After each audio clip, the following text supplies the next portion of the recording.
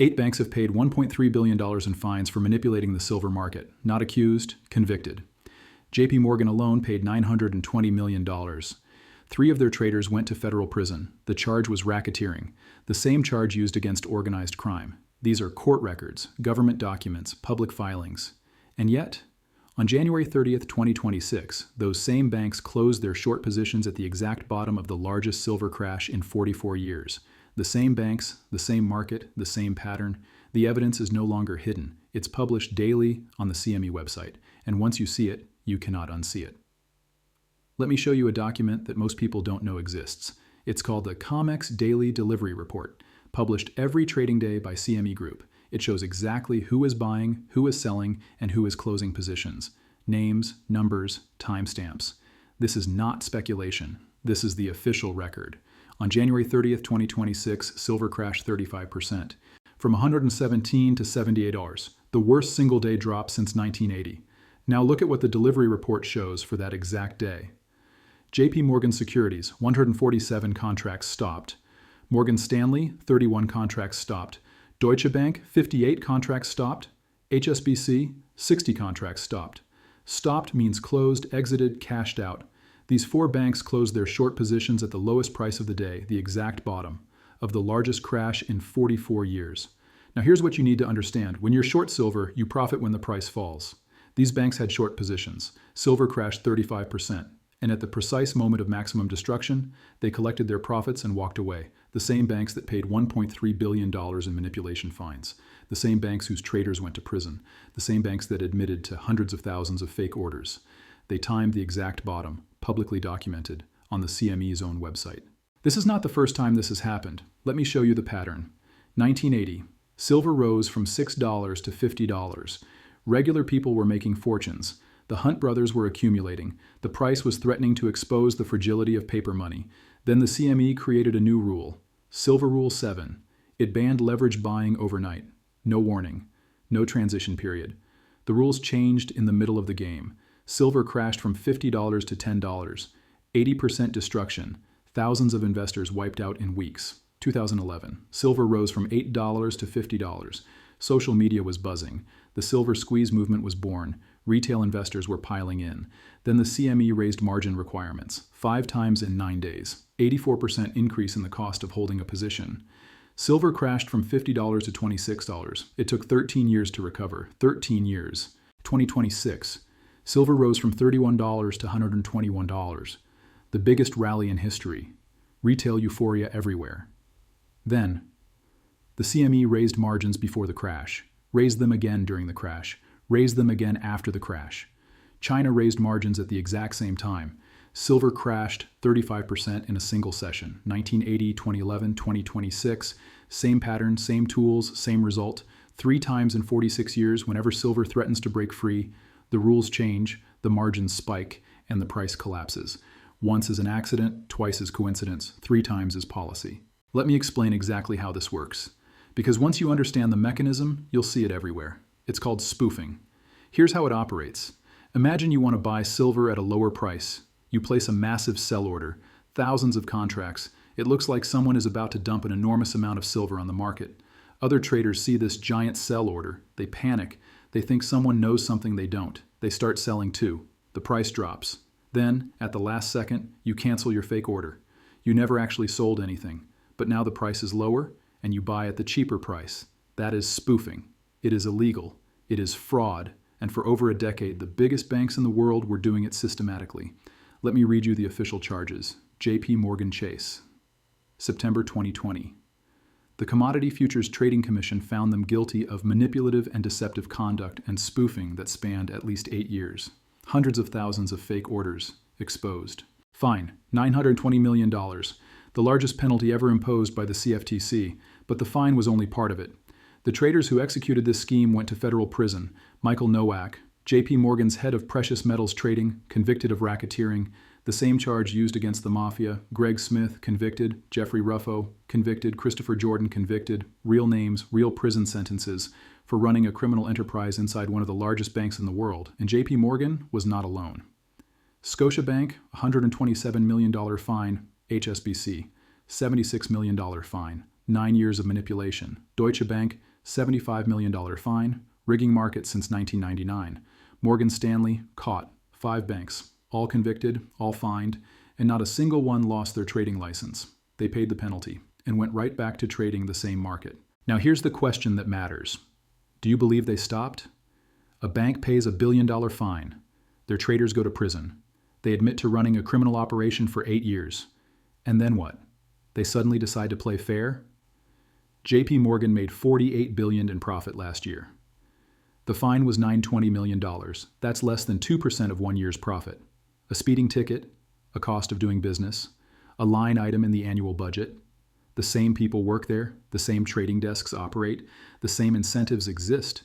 The only thing that changed is they got caught once, and the punishment was negligible. So ask yourself, if crime pays $48 billion and the fine is $920 million, what would you do? Now let me show you the second layer of evidence, because the banks closing their shorts is only part of the story. The other part is what the exchange did. CME Group runs COMEX. They set the rules, they control the margin requirements. On Friday, January 30th, after silver crashed 35%, CME raised margins. On Saturday morning, less than 24 hours later, they raised margins again. On Sunday, they announced another round of hikes for Monday. Gold margins, up 33%. Silver margins, up 36%. Platinum, palladium, everything, massive increases. Now let me make sure you understand what this means. If you hold a silver futures contract, you need cash in your account. That cash is called margin. If the margin requirement increases by 36%, you suddenly need 36% more cash. Most traders don't have spare cash lying around, so they get liquidated, forced to sell, whether they want to or not. Higher margins equal forced liquidations. Forced liquidations equal lower prices. Now here's what should disturb you.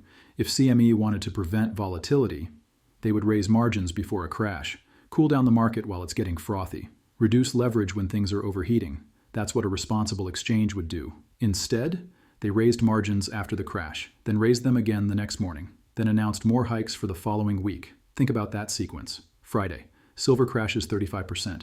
Retail gets destroyed. Friday night, CME raises margins. Saturday morning, CME raises margins again. Sunday, CME announces more hikes for Monday. They're not protecting investors. They're finishing off the survivors. The crash took out everyone who was leveraged long.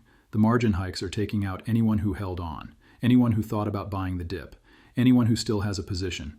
This is not risk management. This is a coordinated execution. Now let me show you the signal that reveals everything. This is what separates the informed from the confused. On Friday, silver crashed 35%, the biggest single-day drop in modern history.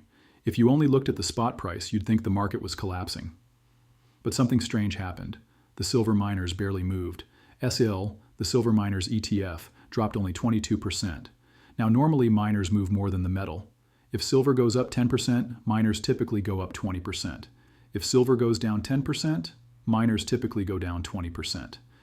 This leverage relationship has held for decades. It's one of the most reliable patterns in commodities. On Friday, silver crashed 35%. If the pattern held, miners should have crashed 50%, maybe 60%, maybe even 70%, but they didn't. But they dropped only 22%. Think about what this means. The institutions that hold mining stocks, the hedge funds, the pension funds, the family offices, the people who manage billions of dollars, they looked at the crash and said, "No, we're not selling." Why? Why would they hold mining stocks when silver is in free fall? Why wouldn't they dump everything and run? There's only one explanation. They knew the crash wasn't real. They knew it was manufactured. They knew the paper price was being manipulated while the physical market remained intact. So they held. And they were right. The miners are telling you something. When smart money holds during a crash, it means they don't believe the crash is genuine. They've seen this movie before. They know how it ends. Now let me show you what was happening in the physical market while the paper market was crashing. Because this is where the fraud becomes undeniable. On Friday, when the COMEX said silver was $78, physical dealers around the world were selling silver for $120 to $150, a 50% to 90% premium over the paper price. If silver was really worth $78, why were buyers paying double? Why were coin shops sold out? Why were there lines at every dealer in America? Let me show you something that happened the weekend after the crash. Golden State Mint, one of the largest private mints in the United States. They shut down silver sales. Their official statement, not able to secure silver. One of the biggest mints in the country could not source silver to sell. The last time this happened was March 2020, during the pandemic panic, when the entire financial system was on the edge of collapse. That was the only other time in recent history that a major mint had to suspend sales because they couldn't find metal, and it just happened again, right after Friday's crash. Think about what this reveals. The paper price says silver is worth $78, but the physical market is so tight, so stressed, so completely broken, that a major mint cannot even acquire silver to sell to customers. If there was real silver available at $78, don't you think they'd be buying every ounce they could find? Don't you think they'd be selling it at a premium and making a fortune? But they can't find it because it doesn't exist at these prices. The paper market and the physical market have completely disconnected. The paper price is a number on a screen. The physical price is what real buyers pay for real metal, and the gap between them has never been wider. Now let me zoom out and show you the global picture, because this is not just an American story. On Friday, while COMEX was crashing silver, the Shanghai Futures Exchange raised their margins too. The exact same day, coordinated action across two continents. This was not a coincidence. This was synchronized. And here's something most people don't know. On January 1st, 2026, China implemented new export restrictions on silver. Only 44 companies received authorization to export silver for 2026-2027. Government gatekeepers now control approximately 121 million ounces of annual exports. That's 60-70% of all refined silver traded globally. China exported over 4,000 tons of silver in 2025.